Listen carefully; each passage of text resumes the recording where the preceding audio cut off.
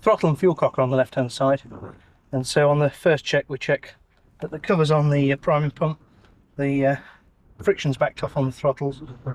We check the full and free movement of the throttle. The start cutoff is forward for run. Manual indicators for the undercarriage show down. The sand trap filter is open at the moment. Indicators for the undercarriage are there. The undercarriage selector buttons are both out in the guards. The start handle is here. The magnetos are off. The canopy jettison is safety wired. The spark plug cleaner ignition retarder is just set normal position. There's no power on the aeroplane. I won't be using the comms. These are the only non-standard parts, the standby compass and the radio. The instruments are all looking reasonable. John's flying the aeroplane later. Altimeter set to 0. Nothing's broken. Manifold pressure is just above 1 atmosphere.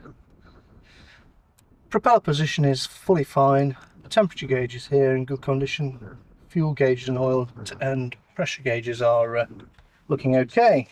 Okay, on the circuit breakers we have the normal selection of circuit breakers set just for ground running. And clear power. Clear. Power selected on. Just check this. And that's the fuel pump electric. That's just checked. Fuel contents are full. Obviously nothing on the pressure gauges. Temperature gauge is now live and reading ambient temperature. Back through. I'm going to leave the pitch in 1230, but it is select to manual, and I just check it motor satisfactorily. Coming back across, I've got 2 greens indicated now. I'll open the fuel cock into the both position, and I'll position the throttle in line with the red mark for the start position, which has to be carefully checked, quite sensitive. If you don't set it exactly right, then it's very reluctant to start.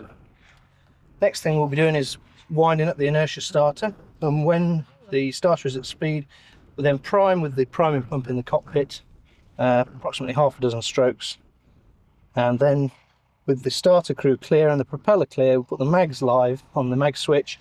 We pull the ignition retarder, and at the same time then we pull the starter to engage the clutch and hold until the engine fires, and then it will run up to about 1000 RPM.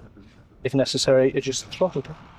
Immediately check oil pressure rises, and then you're looking for the temperatures and pressures as the engine warms up, remaining at low speed. And that's it for a start.